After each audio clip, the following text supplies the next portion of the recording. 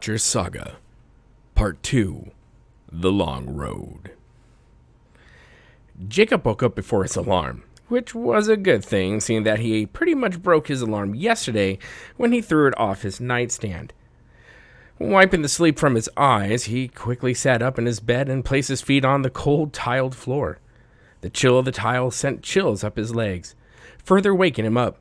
For a moment, Jacob wasn't sure why he woke up so early. But when he noticed the folded white piece of paper on his nightstand, his memory came back to him with a hurried flash of images. The cabin, fire, glass shattering, a woman screaming, Eloheim tossing a heavy beam, and the raven tapestry set ablaze. Jacob remembered everything. He quickly stood to his feet and ran to his closet to get dressed. Opening the closet door, he picked out a pair of jeans and a black t-shirt, and also a black hoodie. What exactly do I wear for this long road? He asked himself. Shrugging, he went to the bathroom to finish getting ready. A few minutes later, Jacob came out of the bathroom and approached the door to the rest of his small apartment. As he stepped forth into the living room, he suddenly found himself tripping on something and falling to the floor. But before he reached the hard white tile, he stopped midair. He felt strong hands propping him up. Jacob looked up, confusion painted on his face. He met the cold blue eyes of Elohim. How did you get in? Elohim's expression did not change. He simply picked Jacob up and placed him on his feet. See, I told you he'd be ready, the short pink-haired girl said. Jacob looked past Elohim, who was already moving away. Hey, aren't you the delivery girl from yesterday? That's me. Oh, and sorry about my cat. She's an asshole. Jacob noticed a white cat with gray patches all over its fur. The cat jumped up into Sabrina's arms and cuddled right into them. So you're with the big guy, I assume.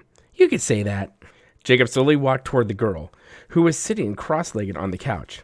He was about to ask another question when he heard the sound of the microwave go off. Oh, hey, the taquitos are done. Jacob looked confused. You're eating my food? I was hungry, she said as she walked into the kitchen and took her food out of the microwave. You don't happen to have any hot sauce, by the way, do you? Jacob wasn't sure what all was going on. In the top cabinet, it's Frank's, if that's okay. That'll be fine, Elohim interrupted the conversation. We must be going, he said in a less than joyous tone. I know, but I want to finish these, Sabrina said, as she lifted a single taquito up and wiggled it toward Elohim. Elohim checked the time on his phone and walked away. What's up with him? Is he doing okay? He's surviving. As you know, he's dealing with a lot. And to make matters worse, he feels as if the weight of the universe is on his shoulders. Jacob took one of the chairs from the table and sat down. He gave Sabrina another look. She didn't look like the other women he had seen recently, though she did have a very similar appearance to Atheria. She also looked younger, now that he was focusing more. How old are you? 15? Sabrina dipped another taquito in the Frank's hot sauce and rolled her eyes. Elohim keeps saying the same thing, always getting the date of my birth confused with my age. I'm 12, actually. Before Jacob could reply, Sabrina continued. I know, I don't look it or sound like it. I get it. It's hard being me, she laughed. Jacob grinned. I guess it is. While Jacob was going to continue, Elohim walked back into the kitchen. Sabrina, we must be off. My sister and Kendall will be by the house soon. I don't want to be late. My sister is already upset with me. Oh, that's right. Aunt Jen is coming over to talk. She looked at Jacob with an expression that told Jacob he was not supposed to know what Jen and Elohim were going to discuss. Stuff. Sabrina grabbed the last of her food and walked out of the now open door. Well, are you two coming? She retorted, looking at both men. The car ride was a quiet one. No one really said a word. Sabrina was lost in her music, which everyone in the car could hear even though she had earbuds in. Jacob looked out the window, watching the scenery changing. They had driven out of the city and into the hill country. As they drove, the population grew more sparse, until finally they came to a long gravel driveway. Trees stood on the sides of the driveway. It seemed like forever as they made their way up the drive, but it was only a few minutes. As they made a slight right, they came into an opening, which gave way to a modest yet impressive ranch-style house with a large wraparound porch. This? Home! Jacob didn't finish. He honestly wasn't sure what to say.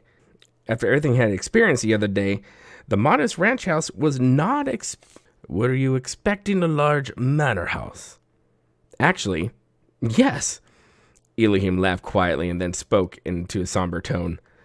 Atheria loves simplicity, so we don't have what we don't need, nor do we need too much. Just a home and plenty of land to enjoy and work. Jacob nodded, but before he could ask more questions, which he had plenty of, Elohim got out of the car. Sabrina had already left and was unlocking the wooden red door. In the center of the door was a decorative glass window. In its center was the image of a raven. Walking inside, Jacob was not really surprised to see all the Norse and Viking imagery and ruins and artwork that were on the walls. As he continued through the unassuming house, they walked into the dining room. That's where Jacob stopped dead in his tracks. Before him lay an extremely long table. Jacob walked close to it. The table was wide as well as long. In the center was carved the letter H, and running the outline of the table were runes. The table was as sturdy as Jacob has ever seen. Jacob could tell this was no store-bought table. It had to have been handmade. Elohim stopped and noticed Jacob looking at the grand dining room table. That is a table I made for my family. He answered the question, forming in Jacob's mind. I used white oak for its strong and powerful magic qualities.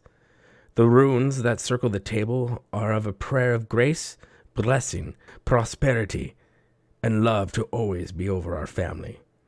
Jacob nodded his head. For a moment, as he touched the smooth surface, he could feel a small vibration. He drew his hand back for a slight moment, startled by the feeling. Don't fear the unknown, Jacob. Embrace it, for you never know where it might take you. With these words, Elohim walked away, but motioned for Jacob to follow. They walked by what appeared to be the bedroom doors. One in particular drew Jacob's attention. Of all the plain white doors of the rooms, this one had a picture of Kermit the Frog on it. Jacob smiled and continued to follow Elohim. Turning a corner, both men stopped in front of a single door. Elohim opened it.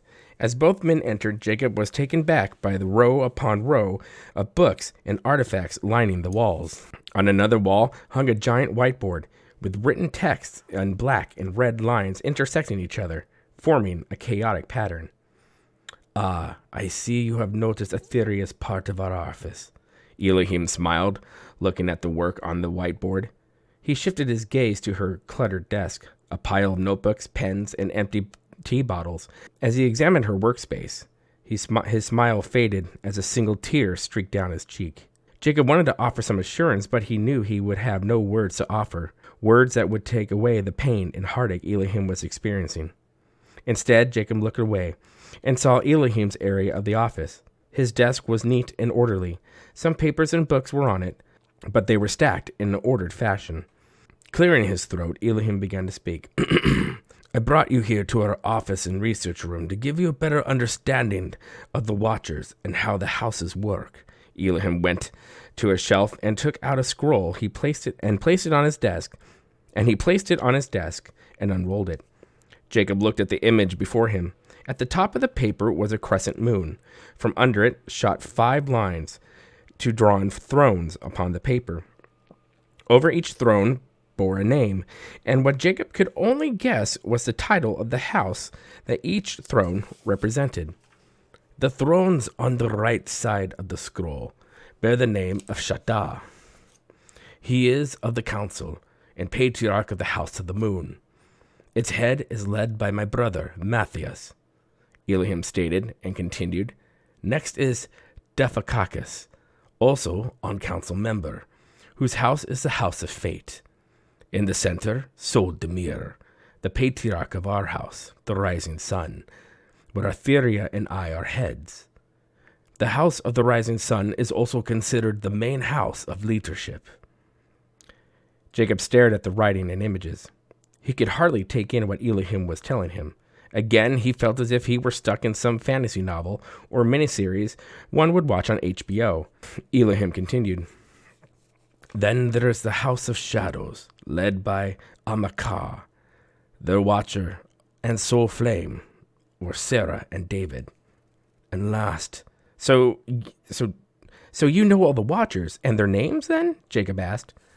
Some, yes. Sarah and David we know. My brother Matthias is known. The others are hidden from us for now. Hidden? What do you mean by that? There are times when, though we can feel each other, our identities will not be revealed. Elohim did not explain why some of the watchers are hidden from each other, yet he pointed to the last of the thrones.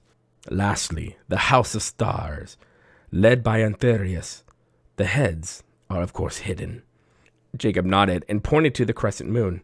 On the image were symbols. What does that symbol mean? He asked. The moon represents the ancient upon which we serve, Luna Eth, or Mother Moon.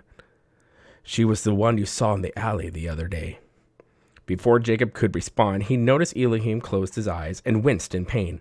Are you okay? Elohim didn't answer. Instead, he doubled over and braced himself on the desk with his hand. His breathing became heavy and labored. Help! Jacob yelled, fearing for the bear of a man. In a matter of seconds, Jacob heard footsteps running towards their direction. The door swung open. Jacob turned to see Sabrina run in with two women he had never seen before. One was tall, very thin, with long, dark, wavy hair, and the other woman behind her was much taller and a little bit larger of frame. The first woman Jacob noticed came to the young girl's side. Both of them helped Elohim into the high-back leather chair, while the taller woman ran to the desk that Atheria had her research material on and started rummaging through the drawers. This confused Jacob, but his attention was drawn back to Sabrina and her aunt. Jen was looking into Elohim's eyes as if studying them, while Sabrina was holding his hand tightly. How long has this been happening? How long has he been having these episodes? She asked Sabrina. Ever since Mom left. I think it's their connection. I think something is happening to it. He hasn't been the same since. She refused to talk about it. The separation, the idea of them being so violently separated, broke her heart. Damn it, Elohim, I can't even be mad at you, Jen said. Jacob could tell there was a touch of regret in her tone. Jen turned and looked at Jacob. Who is that? Sabrina responded. He's someone Elohim had brought in to tell his and Mom's story. But everything went to shit, and now he's part of the gang. Jen turned away and placed her attention on her brother. Come on, wake up from this. There's too much at stake for you to be out. She raised her hand to slap Elohim on the face, hoping that would bring him out of his spell. But before she could, he began to mutter a name. Matthias. Everyone in the room stopped what they were doing. The name froze everyone's attention. Sabrina held to Elohim even tighter, while Jen leaned back a bit. Kendall. The other woman placed a stone object in her pocket and walked over. Yes, what can I do? Jen stood up and whispered something in her ear. Kendall nodded in agreement and walked towards Sabrina. While all this was happening, Jacob stood silent. He was speechless with everything going on around him. He watched as Kendall walked over to Sabrina. He also watched as the taller woman leaned over and said something he couldn't hear. Then Sabrina hugged Elohim tightly, kissed his head, and walked away with Kendall. What the hell is going on? Jacob asked. Is he going to be okay? Or where is Sabrina going? As he asked this, Sabrina and Kendall walked out of the office. Without dropping her gaze on her brother, Jen answered, They are going to be with Atheria. That is where Sabrina, the Oracle, is needed. As for my brother, she stopped, as if choosing the right words. He must face his own battles before he is ready for the reunion. Hell, they both do. With that, Jen stood up, but before she could walk away, Elohim grabbed her arm. Jen, he is calling me. He, I believe, is disrupting the connection. I must meet him.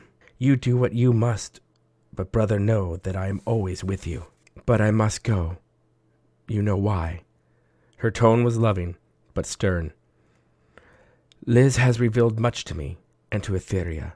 She leaned in closer to Eloheim. We all know how this will end, but it's what you two do now that will determine how you get there. With that, she softly removed her brother's hand from her wrist and walked away. She approached a very concerned and confused Jacob. He really brought you in at the very tragic time in this life. Though the timing of the universe is always perfect, even when we don't understand. You're here for a reason. Stay by his side. With these words, Jen left the office. Jacob's head was pounding. Who the hell are these people? He asked himself. The end.